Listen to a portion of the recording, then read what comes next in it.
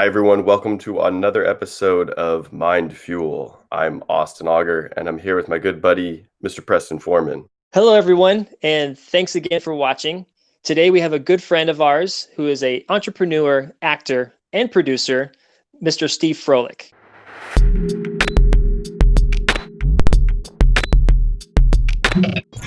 I like the blue background. Yeah, that's cool.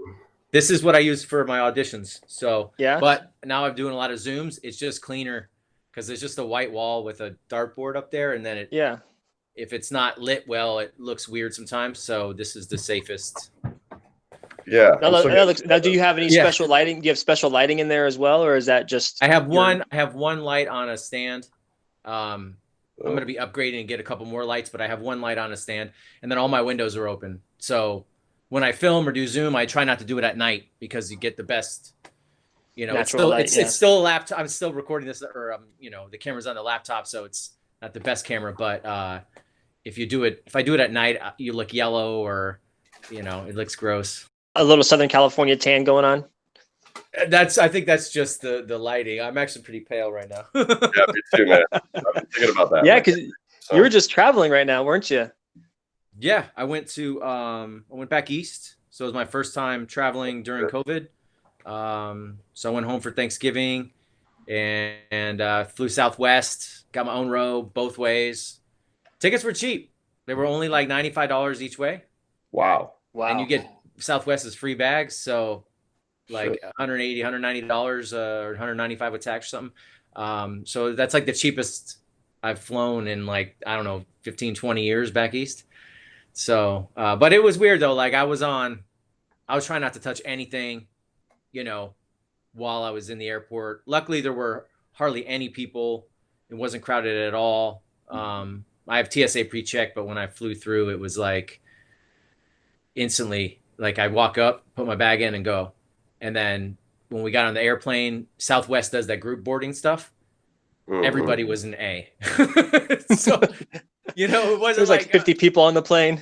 Yeah, there's literally like 50. I think one flight they said they had 80, but the other ones they said there was about 50, 60, which is everybody gets their own row. And I got the front row, all legs. I just walked in, sat down. So in that regard, it was good. But, I didn't take any drinks from them. I was wearing a mask the whole time. And then when I got home, the outfit that I had on, I took it off immediately and washed it. Got rapid tested the next day. CVS does it for free for most insurances. So that was cool. I knew like in 10 minutes so I could go see my family. But yeah, it was different flying during COVID. I wasn't like just tuning out. I was like, oh shit, I hope nothing happens. And where's home for you again? Northern Virginia. Virginia, okay. Outside DC. So, well, not home. I guess that's where my parents live. That's where my family lives. San Diego's my home. There you go. I got to drop that in there. So how are they handling things in Virginia compared to California? It's the same. Is it? Everything's locked down? Everywhere. You got the people who don't think it's real. You got the people who don't abide by it. And then you got the people who are like, really strict. Like one of my brothers is like super strict on it. He won't even really see my parents that much because they're close to 70. So he tries to limit interactions. Even my other brother, first week I was at home for 2 weeks. First week I was there, I could only see his daughters outside. Like I didn't even go in his house. It was like in the front yard.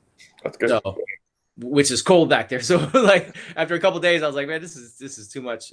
We got to figure out how to get inside. We did Thanksgiving outside. Really? Yeah. So, and it's funny because I've gotten tested 5 times now, 6 times maybe, for work. They always want to get tested before a gig.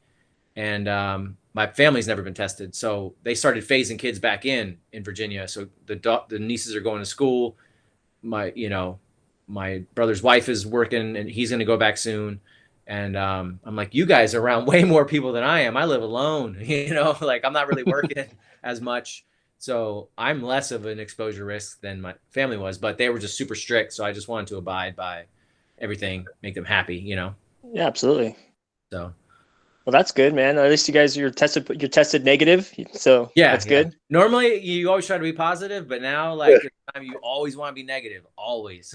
Always. Yeah. This is the time to be negative right now. Yeah. Just you can get away with being negative. You're so negative. I know, man. That's why I'm alive. So have you been working? This year started off awesome. I was I was auditioning every week in LA the first 2 months of the year and had stuff lined up in March and April, and all got canceled. Working together, like all Yep. the gigs. I mean, we had like 10 or 15 gigs on the books gone. Yep. Uh, Gone. I had a lot, I was going to be doing instant replay for a football league and some MMA events. All those canceled.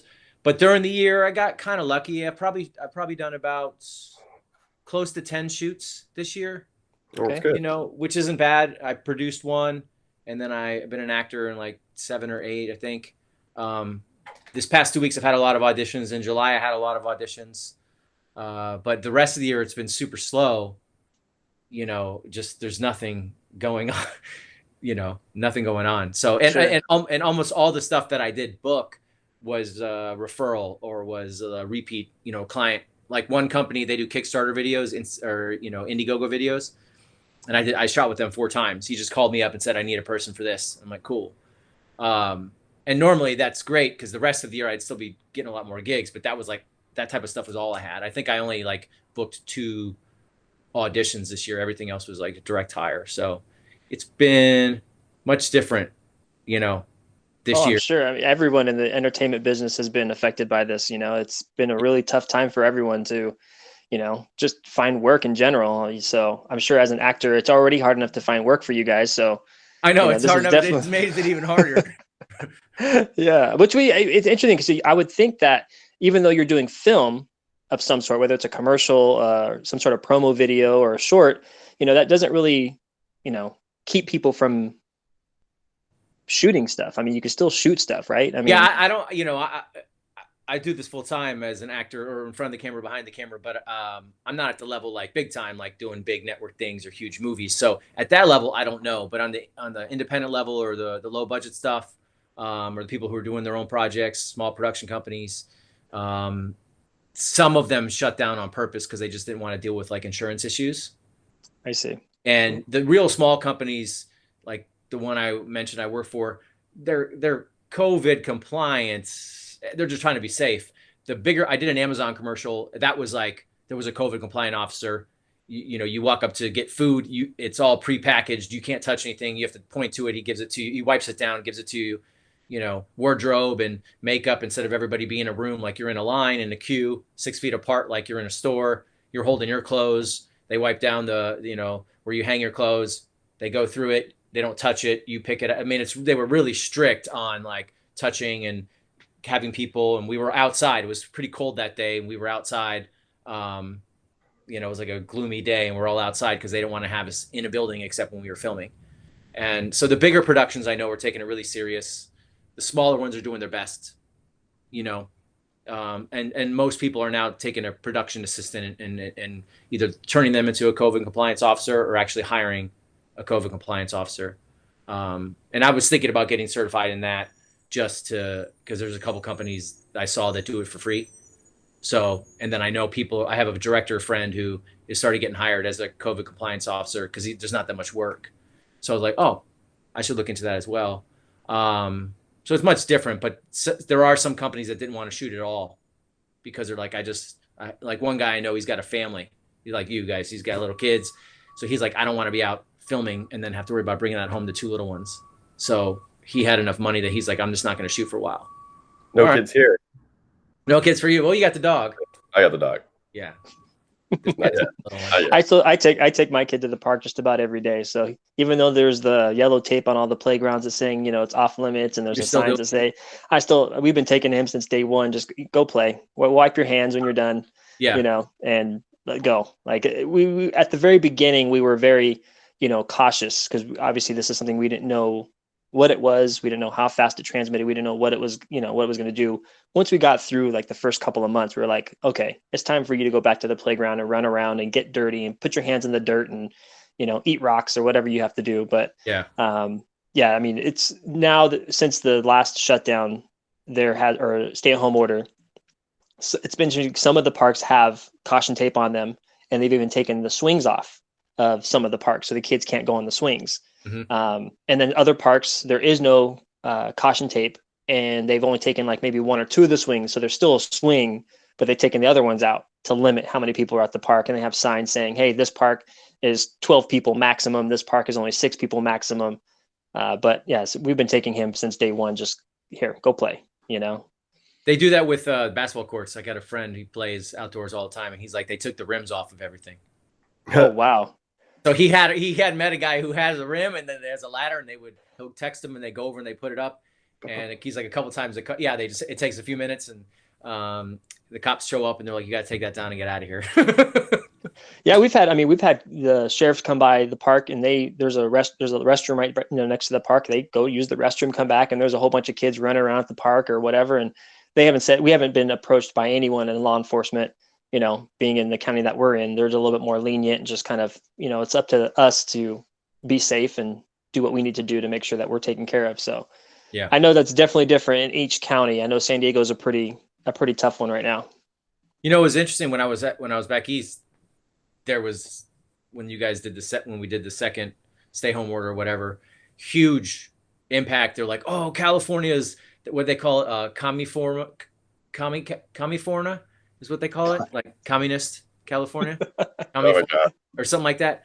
And they were like, oh man, they're shutting down, they're locking everything. And one of my cousins just moved out here from Maryland, and she's like, oh, we can't go to the beaches, they're shut down. I'm like, did you drive to the beach?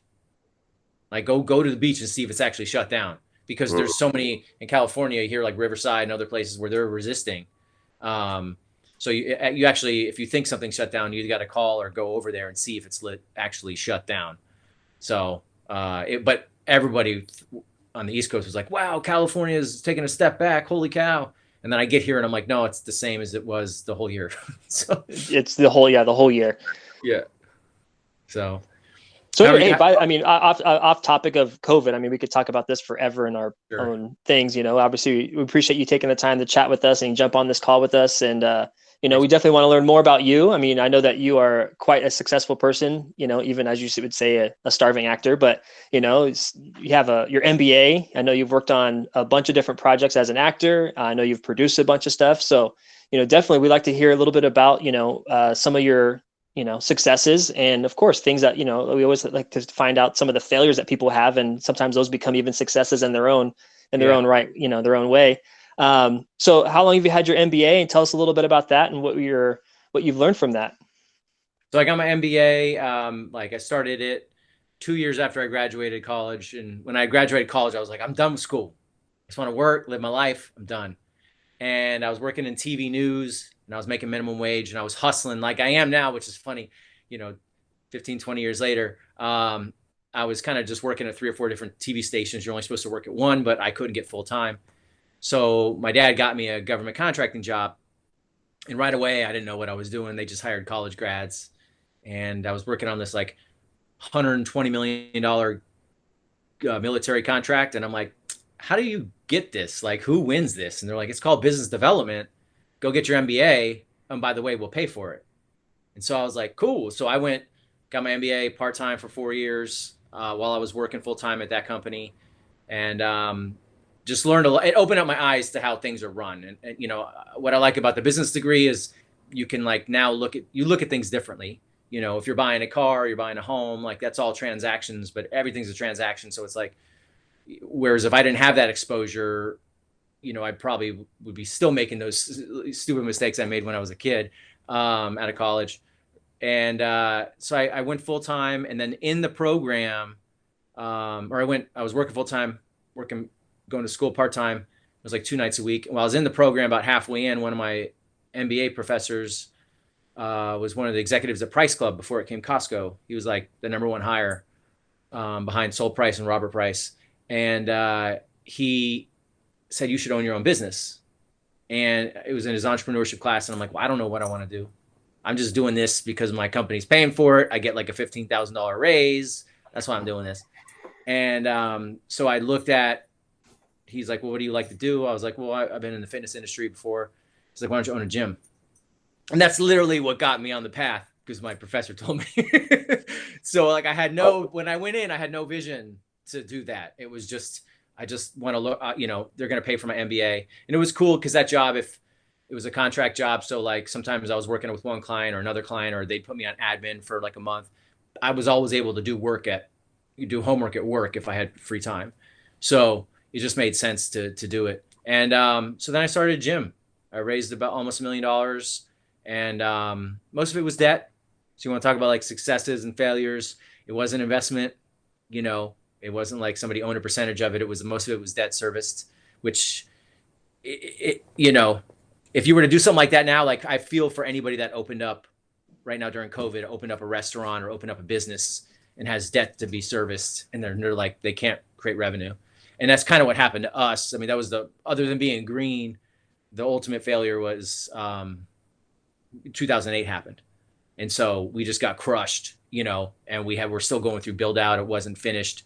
And it was downtown San Diego. Nobody was living there. All the metrics on people moving in, like there was plenty of real estate being sold, but nobody was living in it. It was all investments. And so downtown was just dead, and we had no walk up traffic. We went, you know, lots of little lessons learned. We got screwed by the general contractor, by the real estate agent, by the city causing us extra money that, you know, they didn't say would happen. So like we just kept getting hit with all this stuff, ran out of funding. 2008 happened. And so that was like a lesson learned and how I structured it. Whereas if I would have had just an investor, then it would have sucked that they lost. But like I've been able to move on. When you got debt service, like that stuff follows you for a long time. But it was an interesting experience. You know, it parlays to what I do now, because afterwards I did some management for a couple of years, and being a producer now working behind the camera is just managing resources. So that experience that I had in my MBA program and, you know, with the business that I had and after helped me understand that like, oh, I can be a producer because I'm used to moving stuff around, whether it's money or people or locations or stuff like that. So it was good in that regard. And I also raised $600,000 while I was in the MBA program for a nonprofit that we started right after Hurricane Katrina to help displaced businesses. And so between my business and that, it kind of showed me what it takes to raise money. And I've only raised, you know, tens of thousands of dollars for film stuff. I haven't raised millions like I raised, or over $1 million like I raised with the other two ventures. But it showed me how hard it is to raise money and what is required. So now as a producer, people are like, oh, you can raise money. I'm like, it's not, you know, it's super hard. I've had that experience of sitting across the table and have somebody give you money. But I think all of it, it's weird how it parlayed now, because now I'm in the entertainment industry. So my journalism degree carried forward, my MBA carried forward, not the path that I envisioned, but both of them actually I use now. So I mean, I don't know if you watch. I was just watching an interview with Elon Musk, and he basically had said something about, you know, businesses today. For example, one of the struggles they have is there are too many MBAs. Like too many people have their MBAs, you know, instead of just focusing like on product development or, you know, whatever it may be, and just having a good service or product. There's a lot of MBAs out there. Did you have a lot of people in your class that were all, you know, or was it a smaller class, or, you know, where did you go for yours? So I went to San Diego State, and it was my MBA was in entrepreneurship and management. So when I first went in, I just went in for the MBA. Then I chose entrepreneurship, and when I looked at the class track, the management one and entrepreneurship one, I think I need to take like 3 or 4 more classes to get the entrepreneurship one. So I got the dual. Most of the people in there, well, also, I was like 23 when I started it. So I went from 23 to 27. I was by far, I mean, there might have been one other person under the age of 30. Everybody was older. Some people were in the 50s going back.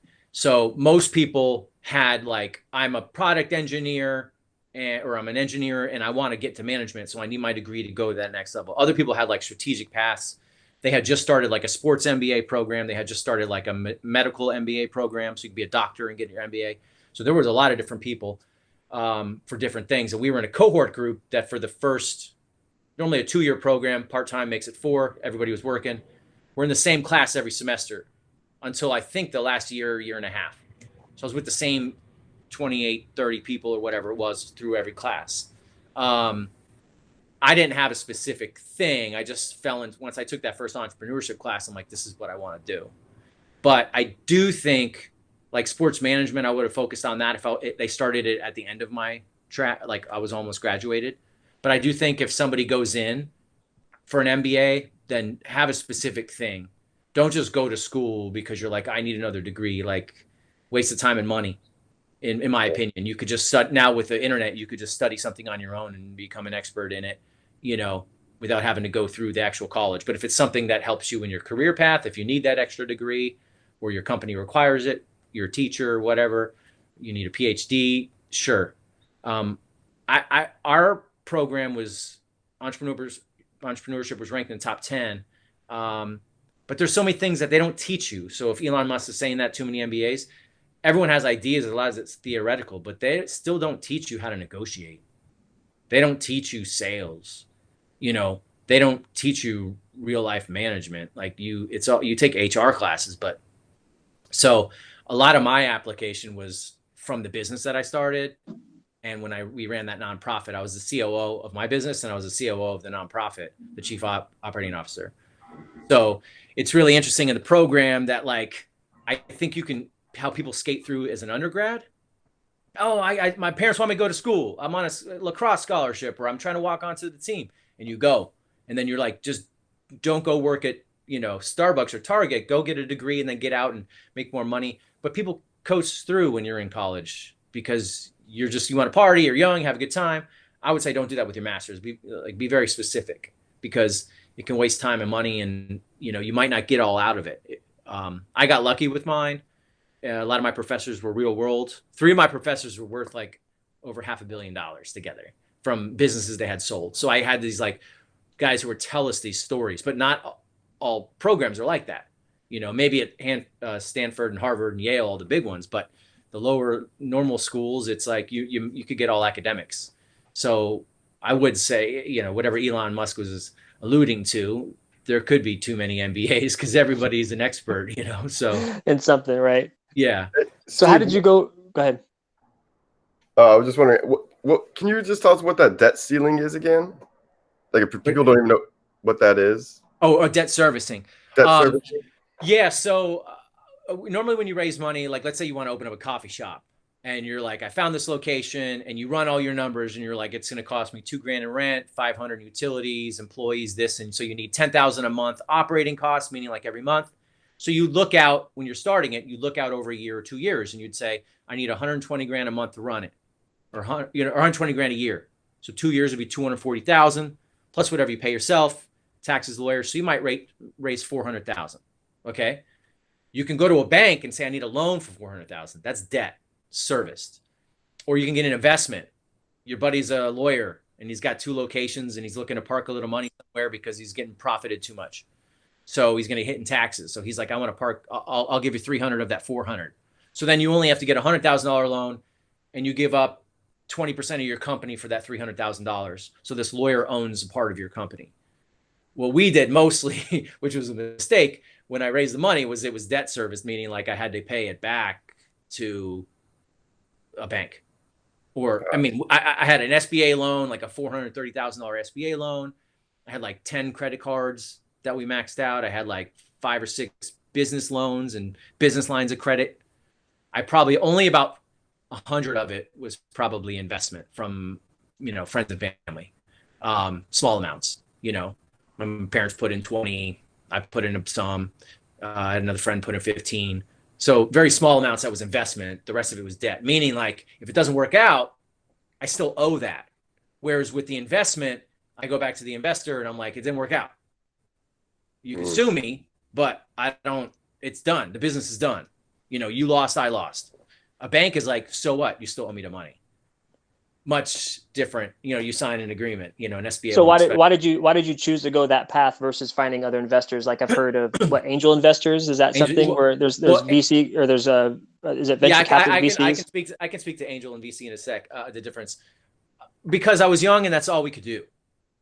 We came up with you're basically selling a story. When you give somebody money or somebody gives you money, you're telling them a story, whatever that story is. And not lying. I'm just saying you have to get somebody excited about your opportunity that they're going to give you money. You're telling them a story. So we were able to get in front of banks. And this was 2006, 2007, as we were raising it. And people were giving out money like that. And we, based on our metrics, I mean, we did a lot of due diligence. I worked on this for a year while I was still employed full-time before I quit my job to pursue it. And we went to conferences, seminars, we met with consultants, a lot of due diligence, a ton of due diligence, probably too much, but it was enough that we were like, hey, we could pull the trigger on this and actually, you know, I can make 50, 60 grand a year for the first couple of years, own a business that would grow. And then now I have a gym where like, this is what I do is I own a gym. And so we thought it was going to work. We just didn't realize how things can get out of control. Like you have a pandemic right now, people are screwed. Like everyone that's screwed because of this, nobody planned that. Nobody planned for it, you know? And that's kind of what happened to us with the 2008 crash. So we were getting money from the banks. So we said, let's just keep going to the banks. We met with investors, but investors were like, it's risky. We don't know if we want to do it. So we couldn't get anybody. So the other option would have been to not take the bank money and to just wait and then try to raise it. But then we would probably never done it. So I was also 25, 26, 27. You know, I was ready. I was hungry. Oh, yeah. I was ready to pull that trigger. I was like, I'm going to change my life, man. You know, so, and I had a business partner that was the same way. So it was like, we were ready to go.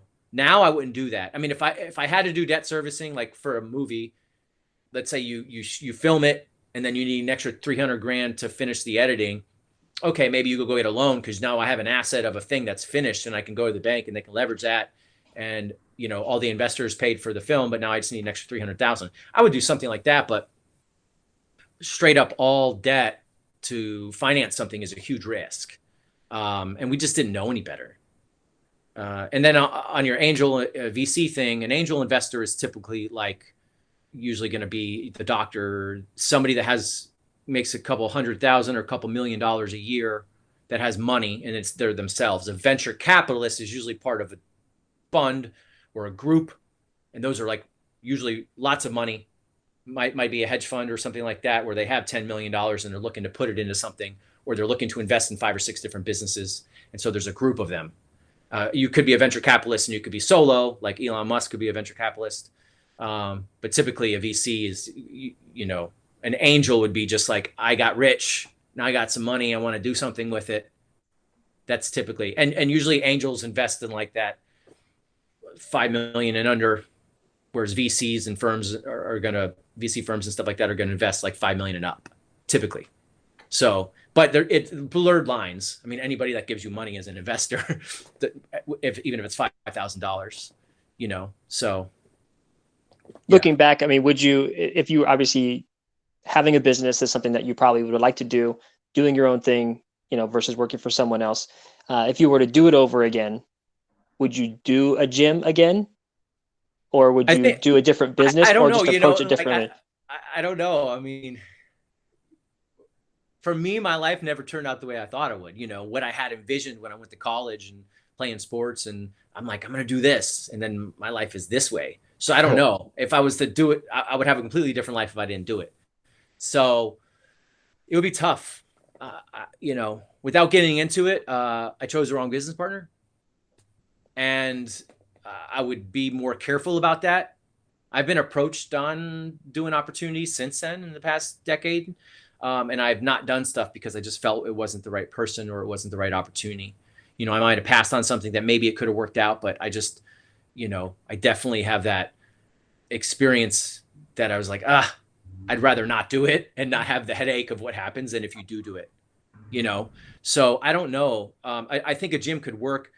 One of the lessons learned that we did was we deviated from our business plan in terms of fitness was the goal, but there was some lifestyle coaching that was like kind of coupled with that from my business partner. And then what happened was we focused our efforts more on that and not on the gym as much. Whereas if it was strict fitness, I think it could have worked because we would have spent less. We'd have had more money to survive. Right after 2008 happened, you know, we would be able to keep the doors open. Then we could have probably pushed through it and made it happen.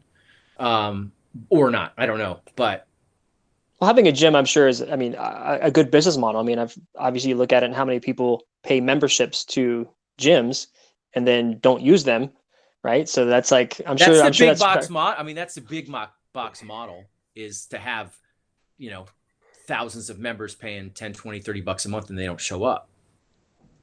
That's really what they do. We were with the consulting that we got, you know, with the seminars and the experts that we met with, is there's like, basically there's the $10 month-ish golds, you know, worlds, 24-hour fitness, and then there's $100 up. And if you play in no man's land, it's really hard to dominate. If you go lower level, there's a lot of big boxes that you're competing with. If you go higher level, so we went $150 a month, trying to make a club out of it. A lot of things stopped it from reaching the status that it was, or it could have been, but we went a little bit higher versus if we would have went lower. And lower is based on volume. And we just knew that we wouldn't be able to compete. There was a gym opening up right across the street from us that's still there. But they came from Texas and they had millions of dollars, and now they have multiple locations around San Diego. So there was stuff like that that was happening that's like they were higher model as well. But the other gyms downtown at the time, which almost except for 24-hour fitness, all the other ones are closed that were down there. And a lot of fitness industries closed. If you're into Pilates or yoga, it's just like coffee shops and restaurants. Every 2 years, those things turn over and another restaurant's in there. The gyms, it's like that stuff turns over. It's hard. It's really, really hard to keep it going. Unless you have a lot of money that can put you through those first 3 to 5 years. Because if I would have raised like $3 million, I mean, we probably raised like 750, 800. If we had had like $3 million, then we could have just let it ride and been in a negative for a while. But after 3 years, if it's working and people are there, then all of a sudden you'd be able to like break even. With an investor, you can do that. With the debt servicing I was talking about, I got to make payments on that debt. So if I'm not making money, I'm still putting money out. Whereas an investor, like they give you the money, they're going to get paid back in the future when there's a profit. They don't need that debt payment that whole time. So yeah, gyms can be really, really good because they have that recurring revenue, and you can have multiple revenue streams with, you know, stuff you sell up front or personal training or any other things that you run through the club. So it is a good model. It's a tough one though, just like any other one, you know.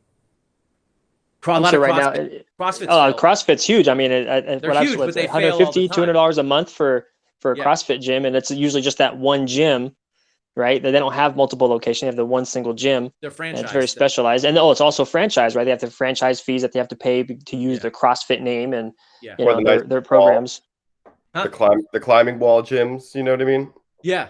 The whole climbing section, and then you could have like the big rock or the bouldering in the center. I mean, that's expensive to build all that. Build out was expensive. We had like something cool that like, so I learned a lot of cool business things that I learned in my program that I got to apply with my gym. So one of them was we negotiated a 20-year lease, a commercial lease. So it's 10 years with 2 5-year options, and it controlled how much it went up every year.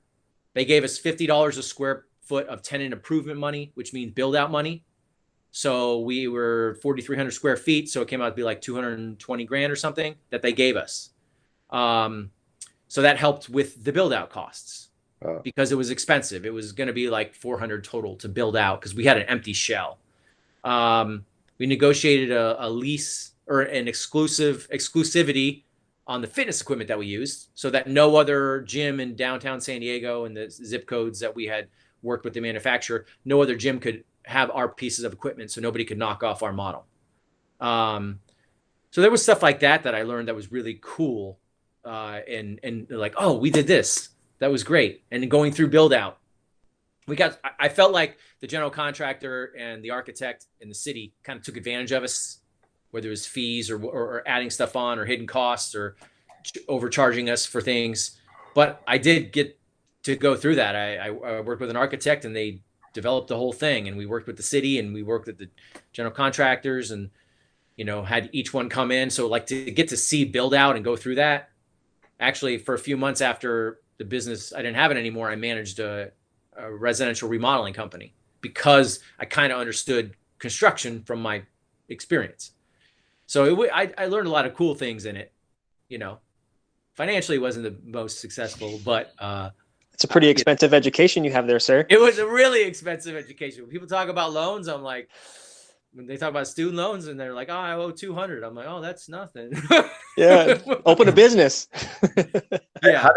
How did you handle that stress? That must have been a lot of stress when all those payments were due and you weren't making that money. And and all that, I mean, which probably a lot of people are going through now. It's like, the bill collectors are at the door and like what did you do to that's a lot. I mean, to answer your question and to piggyback on Preston when you said before, like failures, like so I filed business bankruptcy, but not everything's wiped out. You still owe stuff. So that I still had hundreds of thousands of dollars that I still owed, and some of it got wiped out. So the stuff that I did owe for like a year, my lawyer was like, if you make more than like 30, 40 grand, they can just start taking from your paycheck. So I was working these jobs, literally making $3 grand a month, 2,500 a month.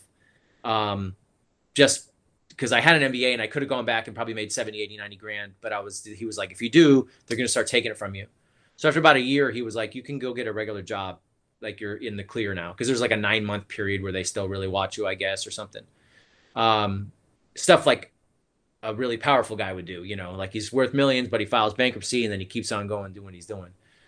I was just a small fry, but I got a job making about 80 and I had that for about 5 years, about a year or so after the business didn't work anymore. And literally half of my take home pay was to service the debt. So how did I handle it? I don't know. I got lucky with that job, doing business development for a fitness company for 5 years and, was making 80, which is great living. But after taxes, I was living off 2,500 a month, like the rest of it was all to debt. So I just made those payments and just, in those 5 years, I think I paid down like 100 and some, not quite 150, but paid down a huge chunk of it, and I just became used to it. I was living tight and I was just making those payments to get those people off my back. But I mean, like mentally, like weren't you like stressed out? Like did you do yoga or like how did you like handle it within yourself? Did you work out more Um, or Did you run? I drink would more? say, yeah, I focused. What are you gonna say, or Preston? drink more? I did. Okay, that's funny. I did drink. I had a girlfriend at the time when I exited the business, because I exited about a month before my business partner did, legally. Like I got out of it, and I drank like a 6-pack every day for like a month before I did anything. I just stayed at home. I lived at the beach, so I just stayed at home, ran, and drank. And then I was like, this is not, my girlfriend was like, this, you shouldn't be doing this. And so then I stopped. But the sadness was about a month. And then it was like more anger. I was more fueled by like, I can't believe this happened. And ironically, like I had just become a Christian. I was raised Catholic, but like I found my way back to church and stuff. And I did a lot of prayer, man. A lot of like soften my heart towards the people who did me wrong and take this anger away from me. And that kind of got me through it. So it was about a year of just, and then that's what happened. Then it became, that's what happened. The way I'm talking about it now was just, hey, I took a risk, didn't work out, keep moving, kind of like the way it is with everything in life. So it took a little while, but I had to let it go. Like the anger or hatred towards other people, that you just give someone else power over you if you keep that. Like anyone that's harmed you in your life, my advice is like learn how to forgive them for you, not for them, but for you, so that you can move on. Like learn your lesson to not be with those type of people again, but you got to let it go however you can. Otherwise it's going to have a hold over you. So I think it was about the time I got that business development job that I was like, okay, I have a new path now that I can focus on. This is what I'm going to do.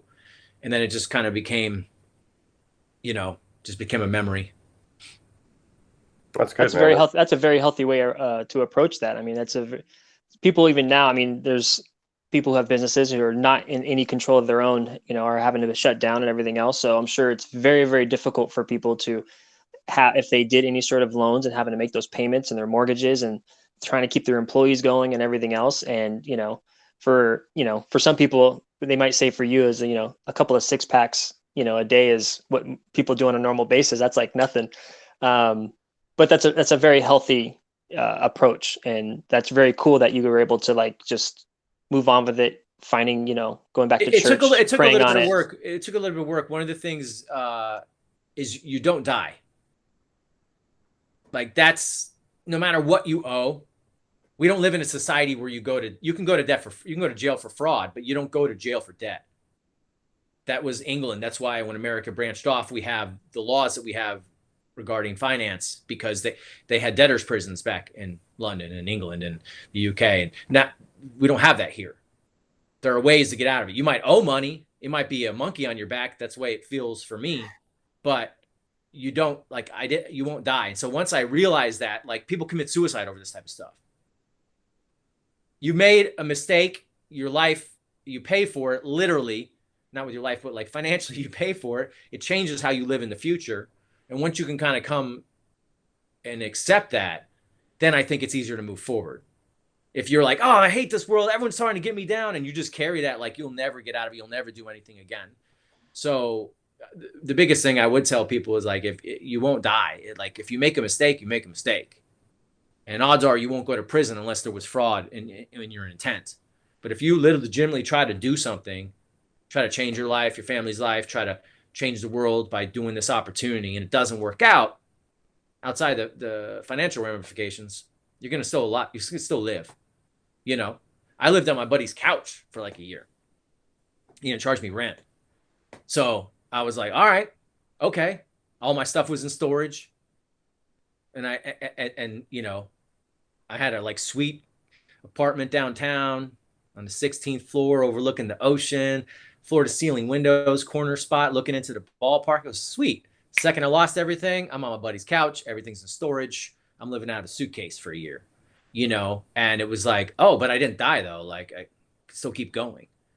And so that kind of taught me that, like, we're all resilient, you know, but if you let that anxiety overwhelm you, then it's going to be a lot worse than it is. And you can feel more relaxed if you don't let that anxiety overtake you. And like, if you focus on that, you have to kind of be like, it happened, man. I got to move on, you know, otherwise I'm never going to be productive. So that mindset, did that change your mindset to then you becoming and wanting to get into acting? That was happenstance.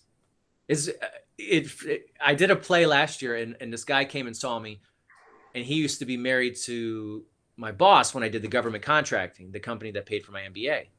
And he came up and he saw my parents. It was opening night of the play, and they came, and he was just randomly there. And he's like, I remember 15 years ago, you were always saying you wanted to be an actor. And I'm like, I don't remember that. Like, it was never, I didn't grow up wanting to be an actor. When I was working for the fitness company doing business development, it was at Bosu Fitness, which is that half blue ball, the Bosu ball that's in the gym. So for anybody, there's a stability ball. It's the full ab ball, the Swiss ball. And then there's the half one. I was working for him. He was my friend for about 5 years before I started working for him. And he was an actor in New York when he invented it. So his stories, his heyday was like, oh, when I invented this thing, I was acting in New York and I was doing this and this and this. And so I was like, oh, that sounds cool. And we went to New York for a conference. And one of his friends is a Broadway actor who's now my friend. And we went and saw him. And I was like, this is really cool. How do you do that? He's like, you got to start taking classes. So I literally was working full time and then taking classes at night. So the 4.5 years I was there, I just took acting classes for twice a week for like 4 years. And then I got laid off.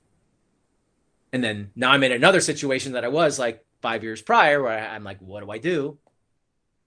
And because I had already taken a risk, I was comfortable with it.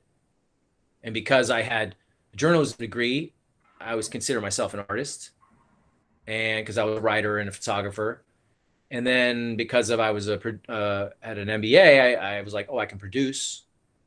So I was taking these classes. I had booked my first thing that made me eligible for the SAG union and my first movie. And I had booked some national commercials. I booked like a Rosetta Stone commercial. I booked my first 2 plays, like all around the time I got laid off within like a 1 month period. I book. And I was like, it's a sign. Let me try this full time. And that's what the path that I've been on since mid 2013. But there was no vision board for this. Like, it wasn't even on my radar. It's just something that when I got laid off, I was like, oh, now's the time to try it. Because I did find, especially when it comes to pursuing your passion, working full time, I had to pass up a ton of opportunities. So anybody that's like, hey man, I have my restaurant job or my teaching job or this, and you're trying to be an artist, you pass up a lot of opportunities that could get you closer to your goal. So I said, before I go get a full-time job, let me see what happens. And here we are 7 years later, 8 years later, and I'm still on that path. But I've actually become comfortable with being uncomfortable because of my experience with the business. So it's a weird roundabout way how I got here. It definitely wasn't something that was on my radar, but I don't want to switch careers anymore. Technically this is my fourth career, so I just want to stay on this one. I don't know how it's going to work out, especially, I mean, Austin, it's like it's tough. It's a racket. There's a lot of people hustling, grinding, and trying to do this, but I've been able to survive doing it, and I'm okay with that. So, and I don't have a family. I'm not married, so I can take risks that, other people. If I was in your situation, if I was in your guys' situations where I have a significant other or have someone else to take care of, then yeah, man, I might have to man up and, go use my MBA to go get some type of management job. But then I'd be working 60 hours a week, and that would become my focus, right? I wouldn't be able to really pursue acting or entertainment industry as much anymore. So, yeah. Well, I mean, it sounds like, I mean, yeah, it's definitely a wild ride, and I'm sure, even though you didn't necessarily like plan it out when these opportunities came, it sounds like you've just taken it by the bullhorns and just went for it, and you kind of have a fallback plan. So you have your MBA, you can always get into at any age almost into some sort of management position in a company. They're always looking for someone who has the competence to be able to do things. So, I mean, I'm sure for a lot of people who are trying to be an actor or are even, really trying to work, as an actor, some people don't have that like fallback plan. So, I'm sure it's very good for you that, gives you a perspective and having the business. And like you said, having that sort of like feeling of being uncomfortable is what you've been comfortable with. I've heard of that from a lot of different people to be successful in a lot of things, because that is something that is a very difficult place to be in mentally, because most people have a hard time being uncomfortable. A lot of people have a hard time being in debt as much as, you were probably, you're obviously being in debt. And then of course, trying to pursue some sort of acting career is, everyone knows it's one of the hardest things that you could possibly do besides being some like a top 40 musician, a musical artist, I mean, those are some very difficult industries to break into. But the fact that you've been able to live, and just have, a lifestyle that is comfortable for you and allows you to continue working and continue going, has been. I don't know if I could do a 9 to 5 anymore. Like, it's tough having to answer somebody else, having to go in, clock out, and like, what are you doing? Where you been? I mean, right now my days are free. I do whatever I want, unless I have 2 auditions, one that's due tomorrow night and one that's due Monday, and I have a wedding I got to go to tomorrow, and it's like, that's all I got to do is get these auditions done by tomorrow night and done by Monday, whatever my schedule needs me, so I can do things like this. Whereas if you're working 8 to 5, 9 to 6, whatever it is, or you have that set schedule, you're like, I got my wife and beforehand, and I got to work out after, and I got maybe 2 hours from 10 to 12 before I go to bed. So I don't know if I could go back to that. Like, I think I'm built for this gig lifestyle. And when COVID happened, I mean, I was freaking out like everybody else, because I looked at my revenue for the year and was like, oh, I'm projecting to make this, and now it just stopped. And I was like, oh, this is going to be very difficult. But I didn't freak out like a lot of people, because I've been living this way since 2013. So I was like, it's just another hump. Like, what do I got to do? I applied for some other loans and some other grants, and still hustled for the work like I always do. But I was just like looking for revenue in different places, and other people are freaking out. I'm like, man, I've been here for a while. It's like, the analogy I like to give, I went, one of my friends, she's a teacher at a high-tech high in San Diego. It's like the art schools. And went and spoke a couple times to, they have like a writing group and a directing group, and went and spoke to them. And I was like, being in this lifestyle, until you hit the level of like all the people that are famous, it means they've made enough money that gets them exposure. They've done a big enough job where they got exposure, and now they're getting paid. But everyone else, there's a lot of solid artists out there who are like nobodies. You don't know who they are, but they may or may not make a living at it, but they're good at what they do. And it's kind of like if you're not comfortable with being uncomfortable, you'll feel like you're drowning, like the water is getting up. But once you realize, like, I'm just treading water and the water's right here, and I'm strong enough to keep treading water, then the water will be here, and maybe you go down like this, but you could still stay alive. You could still find a way to pay your bills. It is crazy. I know you could probably have this experience, Austin. Like, you get a gig out of nowhere. I got a gig the other week from something I did a year and a half ago, and they wanted to bring back that character, and it Oh was like yeah. $2,000 for like 4 hours worth of work. Just came out of nowhere. The dude just called me up. Hey, remember me? I worked on that. Yeah, I want to bring you back. Thank God. Like, what? Like, this industry, I don't know what it is. If you keep pursuing it and you keep pressing and you keep working and doing the best that you can, the opportunities keep coming. Whereas if you worked at one job, that's your only like avenue or vertical for that type of work. Whereas you guys know, like with the gig, like I could literally have 30, 40 W-2s or 1099s by the end of the year, because as all these different employers. Well, our industry allows for that to have some repeat work in there so it can come back in roundabout ways. I got a residual check in April from a commercial I did last year. It's like almost $7,000. Just, Oh oh man, yeah. I forgot that I did that. It's a national commercial. They want to buy it out for another year. And then she told me odds are we're going to buy it out next year too. So I'm like, and it goes up 10% every year. So I'm like, now it's going to be closer to $8,000 next year. Which commercial I is didn't. that? Deloitte and Touche is an accounting financial firm, and they had these two golf clubs talking about their trading and stuff. And I was the golfer who hit like a bad errant shot. So it ran during the Masters and the PGA and on ESPN, and it was great. I was the principal on that one last year, and then they called me for the re-up. I'm in a Jerome's Furniture one. They've been doing the re-up every year for 5 years. I've seen that, dude. You've seen it? Yeah, I've they've brought seen like that five or six spots. up That's here. also, yeah, Southern California is that one's a local one, but I'll be either on the bus or on the truck or at store. But that's one that's like $800 every year. So it's little things like that. Like, There's like that HIV commercial too. no, So, I thought I saw your face on that one. yeah. And in probably about 10 years, I'll probably be auditioning for like the Viagra commercials, Yeah, there you go. Hopefully they pay well. No, but it's like those type of opportunities, like you never know where the revenue is going to come from. And I'm so used to this. So when COVID happened, I was like, I'm still going to hustle. Something will come out of the woodworks like it always does. You just got to keep going and not stop. But if I Yep. was to stop and go get another job, then that stuff, I'm like, oh, that acting one from a year and a half ago when they called me up last month, I'm like, I'm working, can't do it. So it's weird. I've been used to it. You just can't stop is really what it is. Do you think that being in San Diego makes it a little more difficult to be, a working actor than being in somewhere like LA? Everyone asks me that. Why aren't you in LA? Why aren't you in New York? Okay. This is my choice.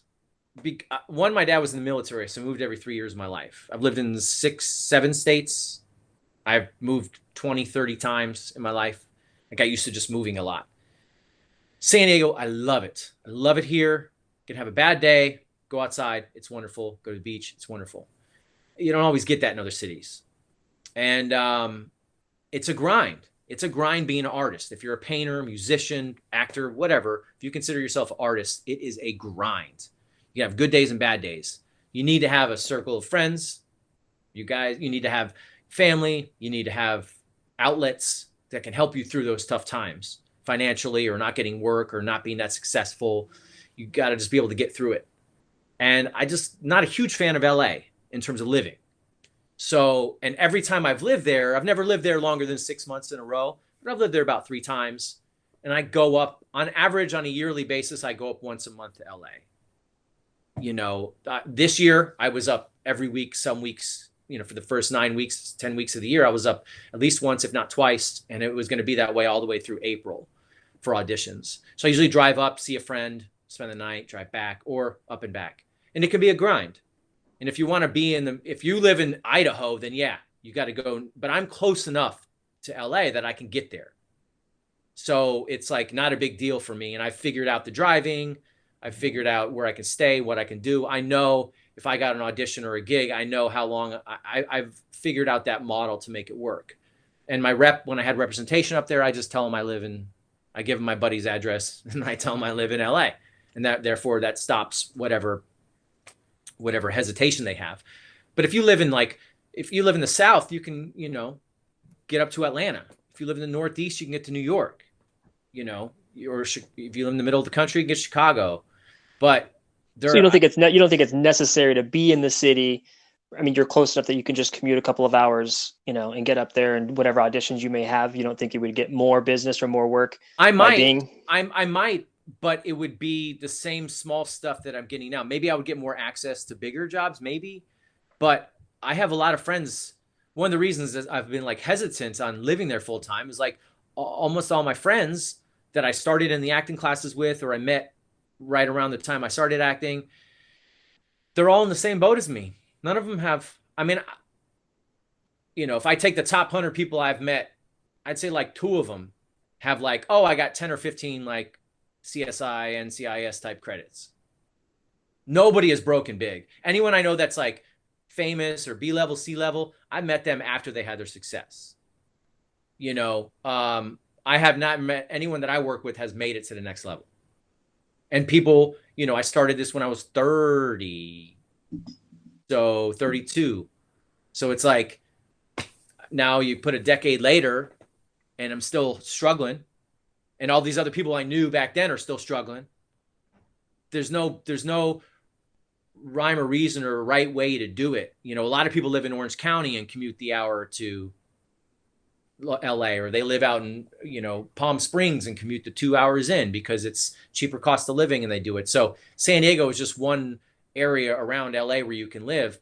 I don't think if you want to be rich and famous, then yeah, maybe you need to live in LA full time. But my buddy just moved there and he's doing nothing, and it's like, and he's 50. So it's like, he's luckily has a retirement that he's living off of that's allowing him to be up there and try it. But he's like, man, this is just as hard as it was in San Diego. I'm doing all these little $100 jobs. And San Diego does have it doesn't have network stuff. So, if anything network is shot down here, it's like once a year, or it's like just for extra work. They do all the main principal photography up in LA. But there are industrials, training videos, short films, commercials. There's a lot of acting work. Theater is huge in San Diego, way bigger than LA, and it pays a ton more. Especially when you're naked. Weren't you just naked on stage not too long ago? No, that was a long time ago. Yeah, I don't do that stuff. Austin, it's over there in the valley or whatever, right? Oh yeah, or capital of USA. Yeah. Valley yeah. I think it can. One of my goals has been to live in both. I have cheap rent in San Diego, is to live in San Diego and be in LA. And I've done that a few times, but every time I'm up there, I keep getting a bunch of work in San Diego and having to commute back down. So I was just like, let me just commute up. And if LA takes off for me, then for sure. If it becomes I'm auditioning, because even down here in San Diego, like in July, I had an audition like every day for like 2 or 3 weeks. It was great. And it was all self-tape, but it was great. You go through periods like that, and then you're like, I've had 1 audition per month the last 3 months. Like, you can have really dry spells. So what does it matter where I live? Especially now, almost all auditions are self-tape. It doesn't matter. I have friends that move back to Vegas because they're like, I'm not going to stay in LA and pay outrageous rent when I'm doing everything by self-tape, and I can just drive out if the job's big enough. So I don't think you need to be there, but to go to the next level, maybe. But quality of life matters too. That in between to me, yeah, quality of life. Yeah, it's don't stop. And that's advice to everybody is don't stop. I mean, just because I'm in San Diego doesn't mean I don't work. I mean, Preston, we had a conversation last year. My goal every year is to do at least 1 gig a week, which is a lot. That's for 52 weeks in a year. And I think last year I got to like 46. That was 46 different employers of different gigs that I worked. And some of them, like a play, takes 2 months of my time. So I did 46 different gigs last year. This year, I'm like... This year doesn't count for anything. I mean, this is like a wash for anyone in any industry at this point, because before COVID, I did a couple. So I'm maybe at 15 this year, which is a horrible year. But the other years I was like at 30, and then last year I had 46. And so my goals recently is like, if I can get 1 gig a week, and in the concept of Austin not stopping. It's that $100 stage reading. It's that $100, come do this Kickstarter commercial for me. I need you for 30 minutes to say one line. And it's those little things. So it's not that I'm not working. And then I get lucky, and every year I book one or two big things that pay me thousands and thousands of dollars, that'll come through. But I'm working all the time. So just as much as I know a lot of people in LA that I work just as much as other people in terms of the number of gigs. So it's like, don't stop, don't stop, don't stop, don't stop, don't stop. Take everything. I now don't ever work for free unless it's a friend. Like if you guys were like, hey, I'm doing this thing, then yeah, I would consider it. But I feel like I don't do the free gigs anymore. But in the beginning, you do the free gigs to get experience, to get some network. And now you at least got to pay me something. But I work and hustle and go, and you can't stop. If you stop, you'll get, I forget, I don't know if it's a Tyler Perry quote or what, but it's like, if you think I'm going to butcher it. But basically, if you stop, you're going to get what you wanted. And nobody wants to not have it. But by you stopping, you're going to get that. You're not going to have it. You failed. It didn't work. And so you're like, oh, I don't want that. Well, then you got to keep going. And everyone come to that crossroads of like, well, I've just been living off ramen noodles. I can barely pay my rent, and I might have to move with my mom and my dad. Well, if you stop, you're going to get what you want. But I don't want that. Then don't stop. It's like, keep going and push through that. And I'm sure getting older has to be even more difficult, right? Because at some point, whether you've been doing this for 20 years or 30 years, you're in your 50s or you're pushing in your 60s, that's got to be really difficult even, to say, okay, I've been doing it for this long. I haven't made it big. I haven't done this. I haven't done that. Do you keep going when you're 50s and 60s or even pushing into your 70s, like really trying to make it work? Or do you especially now, you might live a long time. So you might, I've always had this crazy vision that I'm gonna live to like 120. I got some people that lived a long time in my family. I feel like I'm gonna live a long time. So if that was the case, I'm a third of my life, or at least half of my life. So if I have a whole nother lifetime from where I'm at to go again, and especially you look at someone like, Morgan Freeman. Now, granted, when people say, oh, he started in his 40s, he was acting like I was from his 20s. But he didn't get his break until he was in his 40s or early 40, like 39, 40, something like that. And now he's 60, 70, and he's had a 30-year career. When someone retires, they do something for 30 years. He did that once and then did another one, right? He got to 40 and already had some career of some type. And then he has his 30, 40-year career after that. So I look at stories like that of people that have made it. I'm acting a lot. I feel like I'm a better actor than I was when I started. I feel like if I got in the room with someone big like a Scorsese, man, I'm going to be nervous like everyone else, but man, I might have the chops to book this. So if I stop, I'm not going to be sharpening my tools. I'm not going to be on top of my game. My skill set's going to not be as good. So I got to keep going. But if I hit, if I don't have my success until I'm 50, well, man, you just do different roles at that point. But you could still work for another 20, 30 years, So I don't know if the right answer is to stop. If you want to have, I'll use my dad as an example. He makes almost 200 in his retirements. He's got 2 homes, a boat, a bunch of cars, does whatever he wants, season tickets to the Nationals in DC, lives nice. But he worked the same job for 40 years. That's not my path. So am I going to have my retirements set up like him? No. I don't have really any retirement. I'm able to survive. I have some savings, but I don't have like what he has, where he's like, he doesn't have to make any money. It just keeps coming in. That's a completely different path.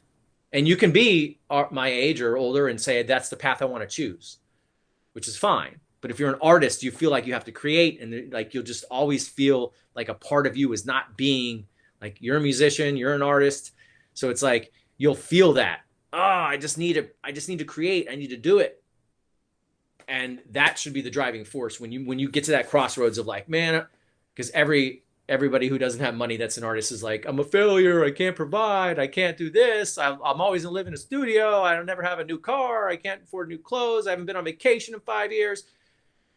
Yeah, that can cause you to go quit and go get your steady income and get your job that maybe gives you retirement, or when you look at what satiates you and you're like, I need to perform, I need to create, I need to showcase my artistic skill set, so I'm going to drive that way, which has nothing to do with help me get a retirement, new car, pay my bills. It's just like, Yeah, that's what I got. success looks different for everybody. I mean, some people find their success within their family and their children and their, their Yeah. loved ones. Some people find success in things and money and, like you say, boats and season tickets to things. And some people find success in just being able to create and do what they feel passionate about.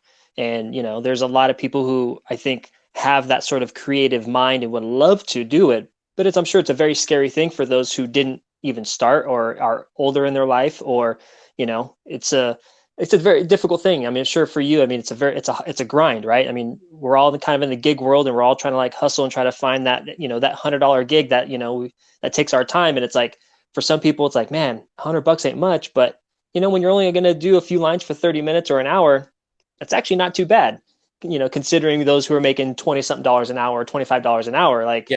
You're doing pretty good if you only have to, do a couple of those a week, and, you can make it work. You may not have, like you said, like the nice car, or the best suits, or the best brand new shoes, but if you got to go to Marshall's instead of Nordstrom's, that's what you got to do. Yeah.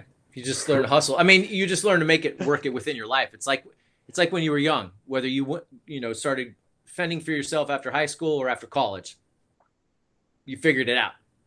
It's no different in this lifestyle, of like pursuing your passion and whatever that is. Like, hey, I want to open a coffee shop. So you'll figure it out.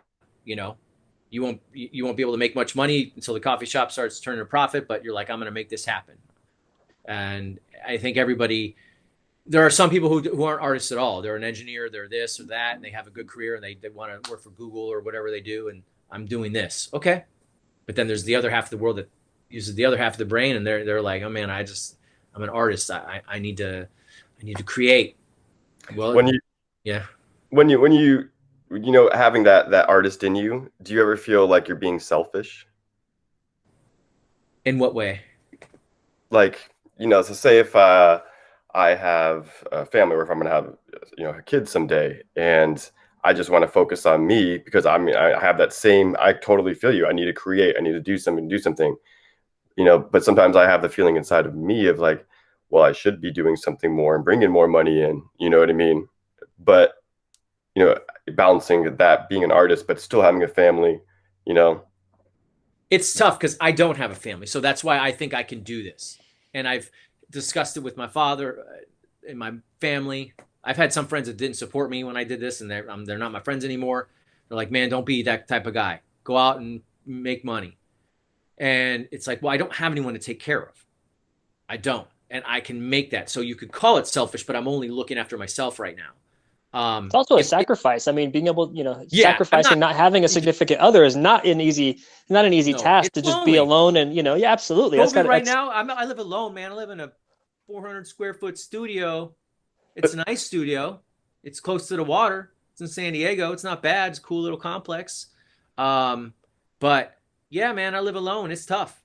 Whereas if I live with other people or has a significant other, I have a lot of friends that like, they're pursuing this because their husband or wife makes good money. And so their husband or wife can cover all the bills. So whatever they make is just gravy on top of it, but they're not required. But if I got a girl pregnant and was like, oh, I got to have a child now, then of course I would have to look at my priorities and be like, well, what I'm doing is not sustainable long term. It's going to put us in a bind with the child, and or if I get married and want to have a family, of course I would look at it differently. But I'm not, I don't have that. Sure. And I don't even date. I mean, sometimes I'm not even focused on dating. Usually when I ever meet a girl in the last few years, it's just happenstance. I wasn't like on a dating app or going out looking for a girl. It was like I met somebody somewhere and it turned into something. But I'm not even really looking, because it's like I do have to focus on this, and I don't have a lot of money to date. You can spend a rent payment on a significant other every month if you go. Both yeah. You know what I mean? $200 a week times 4 weeks, that's $800 just to get to know somebody. I mean, yeah, you gotta just to get to know them and not even know if that's going to last longer than a couple of weeks or a couple of months. So I've dated and had girlfriends and stuff, but it's like there are times I'm not looking for it. I'm just trying to pursue this and make it happen. And it's a tough, because I think men, Austin, men are defined by what we do. Sure. So if you ain't producing financially, it can make you question everything, but if you only make it in financial terms, then yeah, maybe you need to make a choice in your life. But if you look at the totality of, you know, do you like where you live? Do you enjoy your life? Do you like the freedom? Do you like, are you pursuing your artistic passions and you feel like you have an outlet? Then a lot of that can outweigh the, I just need money. And I live tight, but I have an MBA. I know how to budget, I know how to get new money if I need something, so I'm not worried about that, where some people freak out when they don't have it coming in. It's like, no, I had a couple nice paydays. That's going to cover me for the next couple months. I'm looking beyond that, And as long as if anyone within reason, when you look at being able to survive, as long as you live within your means, even those people who make tons of money still find themselves in a world of shit sometimes, because they're like, I got no money. And you're like, you make 12 grand a month, you make 20 grand a month. How do you have no money? Yeah. It's because they're living, of course, outside of their means. They just think money's just coming in. But if you're able to live within your means and just go, okay, what do I need? How do I make this work with what I have? It makes it definitely a lot easier to manage. Instead of having, like you said, your penthouse, on the 16th floor overlooking the ocean, you downsize to something a little more manageable, and, you're not going on $300 dates, so that obviously can make it a little bit easier to swallow on a monthly basis. And, so yeah, there's just being able to manage that. You definitely don't need an MBA to figure that one out, but definitely in general, being able to live within your means is going to make anything you choose moving forward much easier to manage, especially in times like this where nobody's working, hardly anyone's working at this point. But on a side note, do you think that with how things are happening now, with the less work, that is actors are being able to get, do you think it's kind of thinned out the industry a little bit? Do you think people are like at this point going, you know what? In like a selfish way, Austin, I hope so. I don't know. It probably has. I think things will be, the way it'll change in the future is everything's going to be a self-tape. There'll be less in-person auditions. Because if they're predicting this to be around through the end of next year, possibly the beginning of 2022, before it's like, hey, we're back to normal, we don't have to worry about this anymore. That's a long time to then have shifted and now bring everything back in the room, when there could be that, like, well, I don't want to go in the room and possibly catch something. Because when you're auditioning, the people that are in that room, it's a room the size of my studio, and they're seeing 50, 100 people through that room a day. You're in a closed room with no windows. It's like, with the pandemic, we're not going back to that type of stuff. So there probably will be in-person auditions, especially with like final callbacks and that whatnot. But for the most part, it's probably going to be self-tape. If it's self-tape, then once the gigs start coming back, I don't know if it'll thin it out. It might make it easier for other people to now audition, because they can do a self-tape. They don't have to go into LA. They don't have to go into New York or Atlanta. They can live farther away and do it. I have one friend, he's a pilot, and he's got an agent in like 5 cities. So he just can jump on a standby flight and fly to the next city. If the gig pays enough, he can get a free flight, or, pay whatever they pay, 5, 10, 15, 20 bucks to fly out somewhere and work in another city.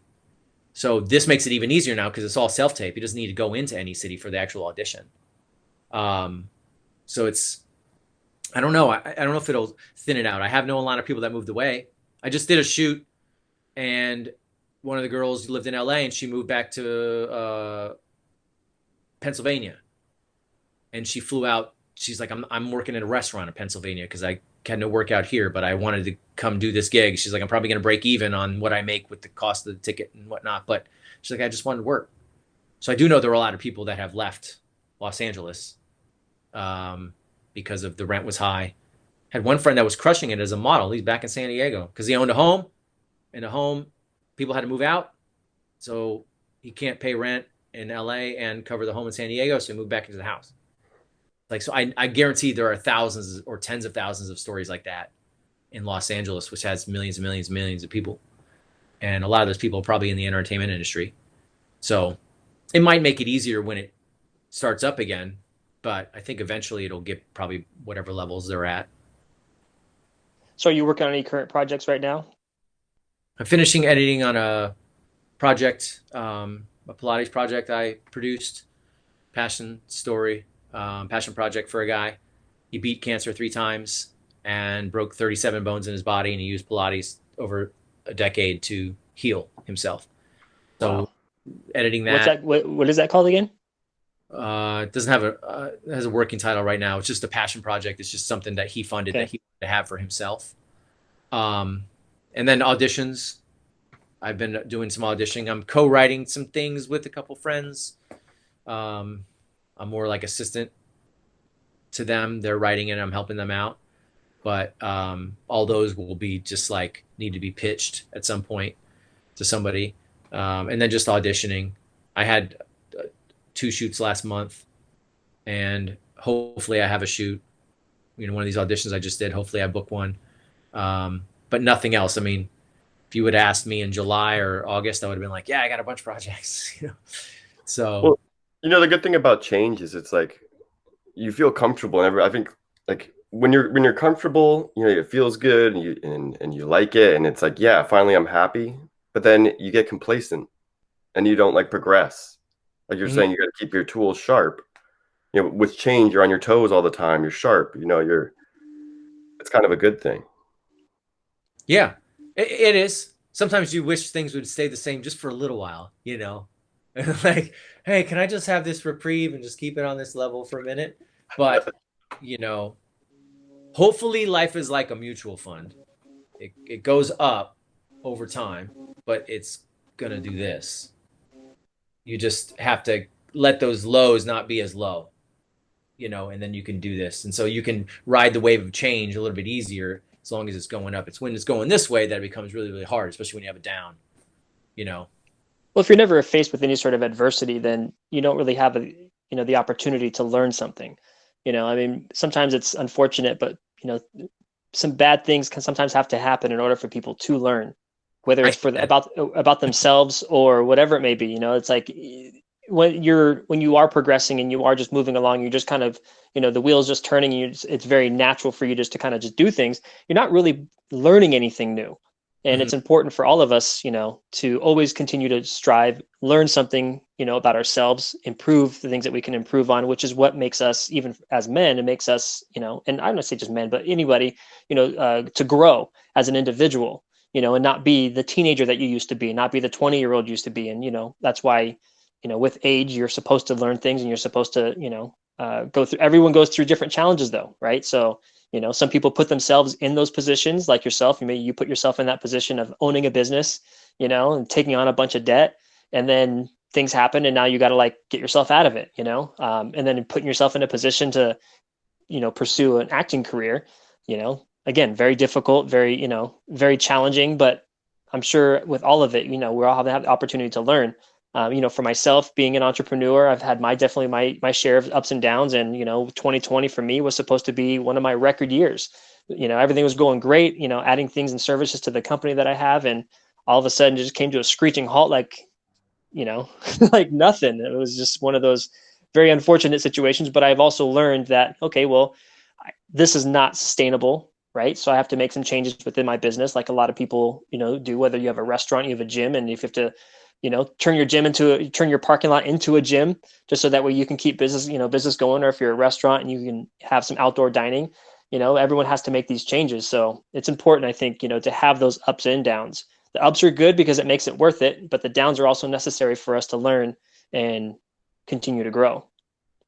Yeah, wise stuff, man. You sound like my therapist.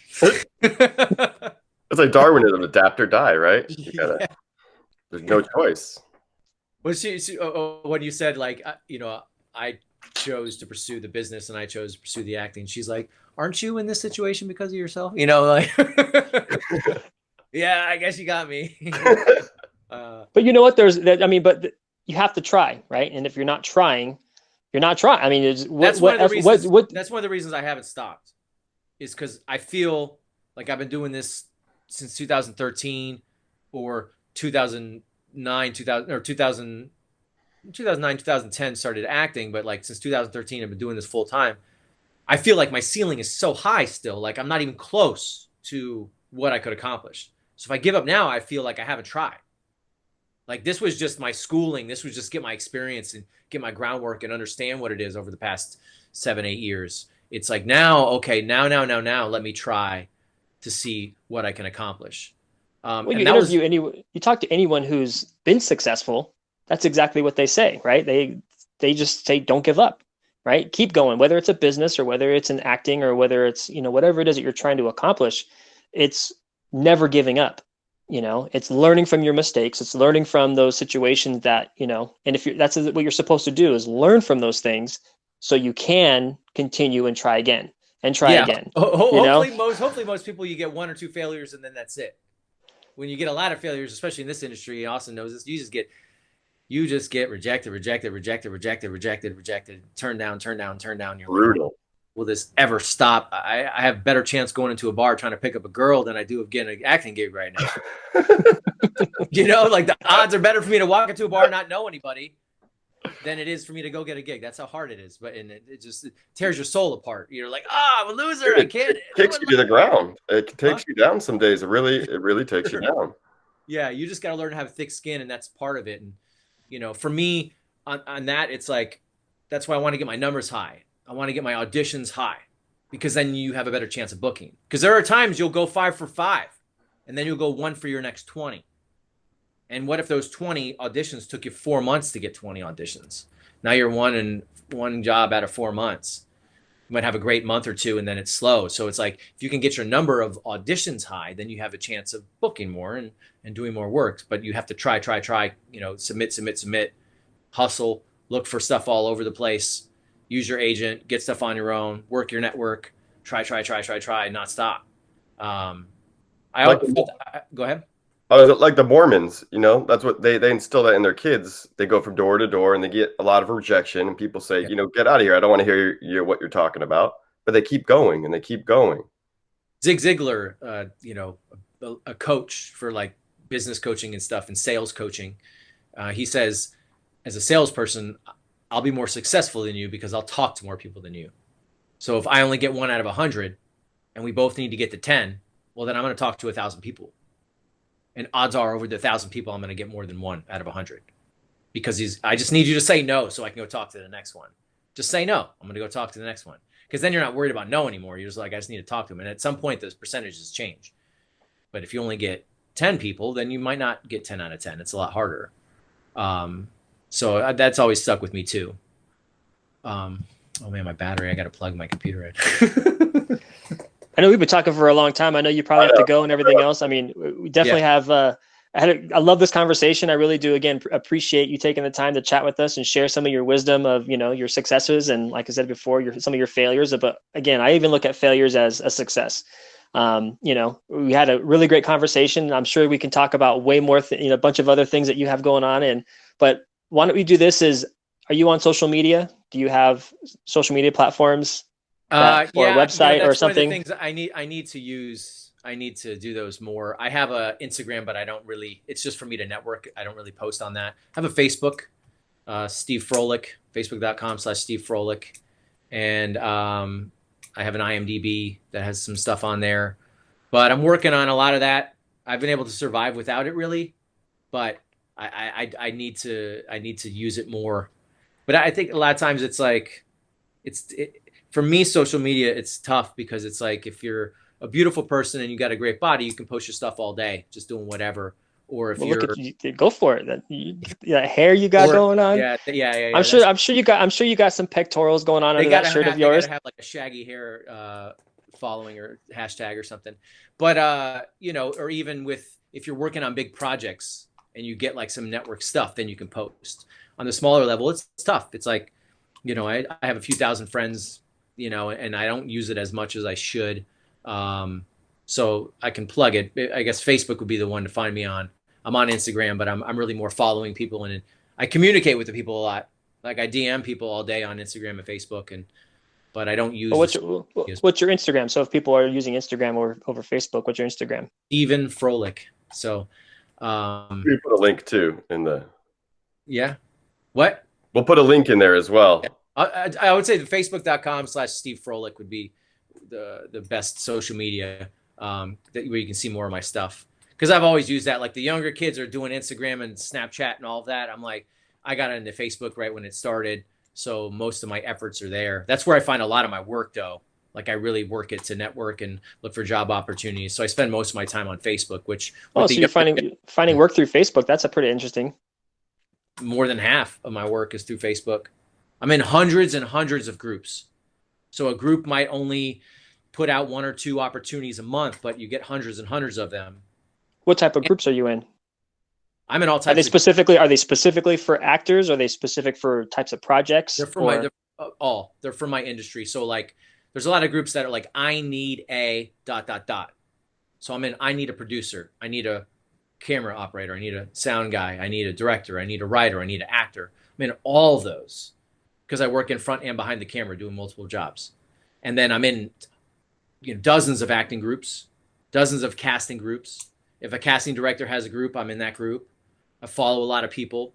I follow one casting director on her Instagram because she posts other places and some of the websites where actors look and models look, but she posts stuff right on her Instagram, and so I can just like screenshot it and then submit to her through there. So I hustle online, right? I find a lot of stuff in various places. And for anyone that's older, like most of them are on Facebook. Anyone that's like 35 and older will have a Facebook. The younger generation, 30 and younger, they're just like straight Instagram. But Facebook is more robust for putting opportunities out there and postings and having it where Instagram is just that little post or it's in your story and then it goes away. Facebook, it's a lot easier to find stuff and put more information there and have events and stuff like that. So I really use Facebook a lot for finding work, and it's been very good to me in that regard. Yeah, thanks for sharing that. I'm sure there's people who would definitely like to jump on there and take a look at some of those avenues. I never knew that Facebook was a way to find gigs like that. I'm more like DJ. I need a DJ. I'm sure they have that group. I need a DJ. Yeah, it's interesting because I don't really use Facebook all that much. I mean, I do have it. Most of my work is usually done through Instagram, and I find people hit me up just because I've used particular hashtags. And they hit me up on through Instagram, which I know social media is a very powerful thing nowadays, for finding work, people looking for specific things. And I know that using those platforms is really great because you can share videos and photos of yourself and, living in beautiful, Southern California, San Diego, I'm sure those ocean pictures probably help.